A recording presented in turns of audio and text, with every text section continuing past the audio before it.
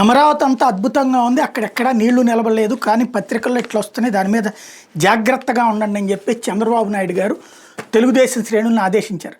మనం చేసే మంచి ఒక్కటే చెప్తే సరిపోదు, చెడు చేసే వాళ్ళ గురించి కూడా ప్రజలను చైతన్యపరచాలి. రాజధాని కోసం పొన్నూరును ముంచారని, కొండవీటి వాగు ఎత్తిపోతల పంపులు పనిచేయడం లేదని, గేటు పనిచేయక ప్రకాశం బ్యారేజీ ప్రమాదంలో పడిందని వైసీపీ తన సొంత టీవీ పత్రికలతో పాటు అనుబంధ మీడియా, సోషల్ మీడియాలో అసత్య ప్రచారాలు చేస్తోంది. తప్పుడు వార్తలతో ప్రభుత్వాన్ని అప్రతిష్టపాలు చేసే లక్ష్యంతో రోజు పనిచేస్తున్నారు అంటూ చంద్రబాబు నాయుడు స్టేట్మెంట్ ఇచ్చారు. అట్లాగే వాళ్ళ పత్రికలు కూడా ఎవరో కామ్రేడ్ తెలుగు తమ్ముడు ఏంటండి జగన్ భార్యను కిరణ్ ఏదో అన్నాడని సొంత పార్టీ కార్యకర్తను వదలమని అరెస్ట్ చేసి లోపల వేశారు కదా.